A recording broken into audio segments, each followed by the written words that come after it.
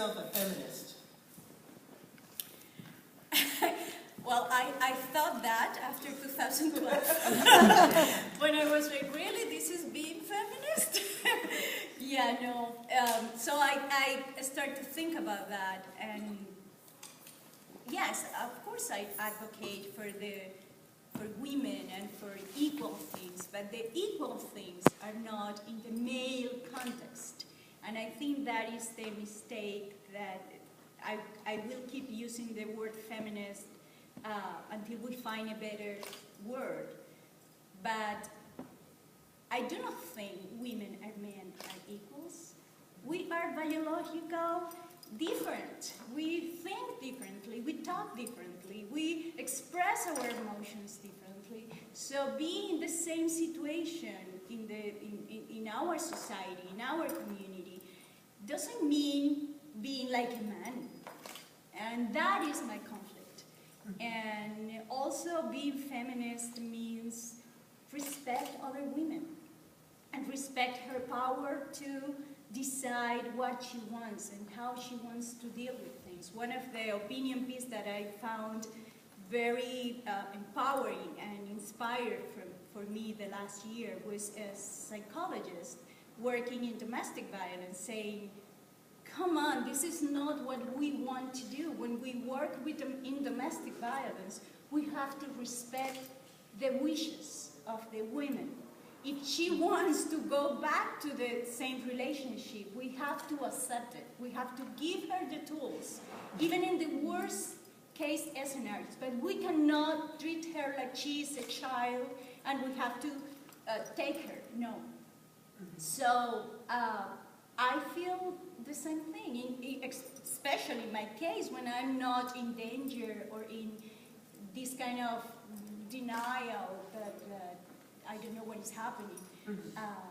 I think feminists has to respect what women really want, and also respect that motherhood is something so powerful. Something that bothers me a lot in 2012 was this kind of men are bad, men are the abusers, men and I was like, and who are the mothers of the men? They doesn't come from a man, from men. We are the mothers. We as women has to take responsibility of our actions. And my boy is a boy, and the idea that he's going to be sensitive, respectful for women, respectful for when the women has the babies and the motherhood and the breastfeeding. And this natural world is my responsibility as women. So just acting like men are bad, men, you are an abuser. Yes, and what about we as the mothers?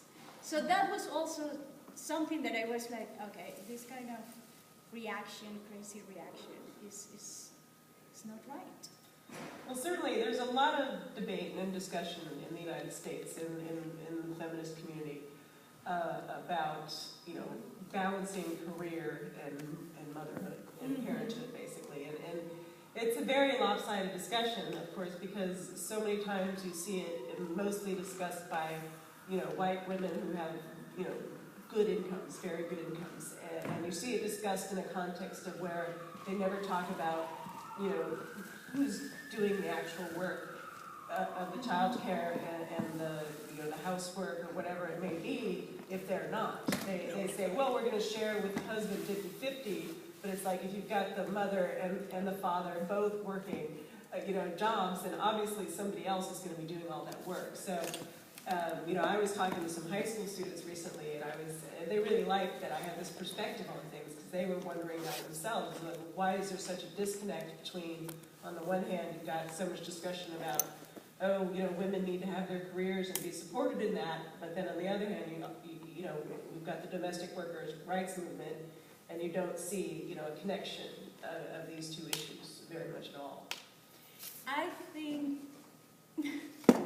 that is a big discussion all around the world, and I think if we keep thinking in this perspective that everything has to be about money and because studies show that women, when they become mothers, that 4 years or 3 years that they lose, because yes, you are not the same when you get pregnant, when you are breastfeeding, and when you have a baby.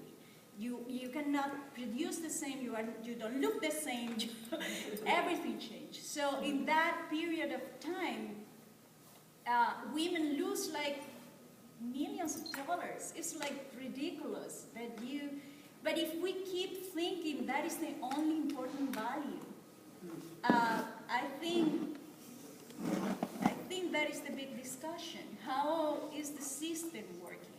How is that you as a woman feel proud? Yes, I want to work, I want to produce, I want to do things. I was working before I got married like 20 hours per day. And I was producing, and I was providing for my family, for my mom, for my brother, for me, I was like acting with this kind of male thinking. Producing, I was so proud of myself. But then I become a mother, and you want to be with your kid. So, in my case, I want to be with my kid. But other mothers think, no, I want to work, and I want to keep producing.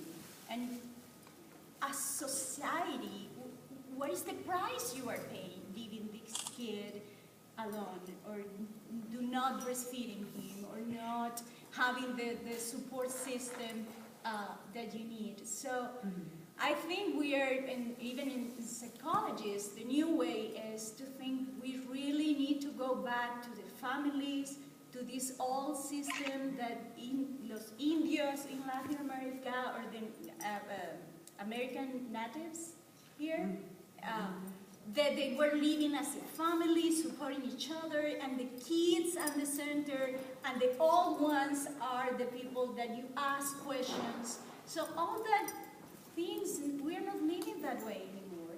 And we are very disconnected. And that is something that, before I got married, I decided I want to be with my son. If I'm going to become a mother, I really want to throw myself in that experience. And I did, and I'm so proud of that. Now I want to go back to my work and my career. But as a woman, I need to do, as a woman, I need to do that. And if the society could respect that and support that, instead, not the millions of dollars or the thousands of dollars I am not gaining, but the value that my boy is I am the one who give him a shower every day. I am the person who feed him, who read him a book every day, who makes him miss all the time. You are a good boy, you are great, I'm so proud of you.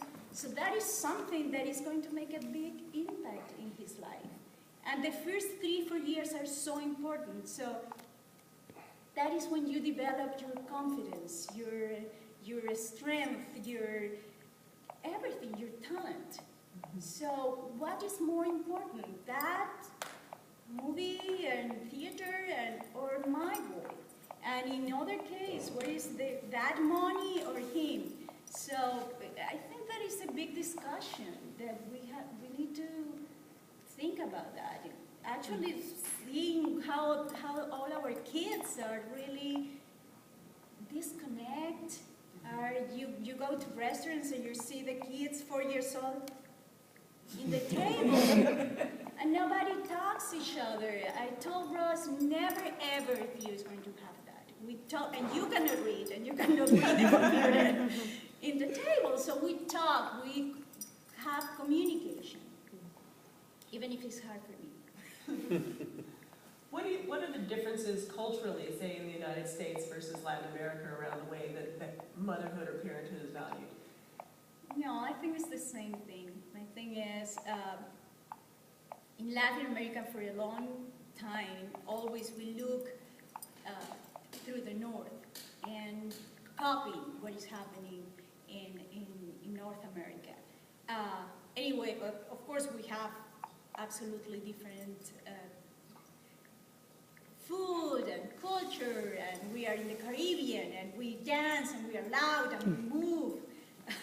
When I had this, when I give my testimony, what I read in the press was how Eliana was moving his eyes and rolling his eyes, and I was like, I was thinking. So that is my way to express myself. So it was not that I was like being mean, I was thinking. And so of course we have all different cultural things, but it is the same. Women wants to be professional, produce, and leave the kids 1 month, 3 months old with a nanny, especially in the middle class and high class. It's the same kind of, after Chavez, I think, and it's in the last 5 years, everybody's thinking again about, is this movement about breast milk and about natural birth, and that is something that really touched me, and it's why I decided to have a home birth when I moved here. And Ross was like, what?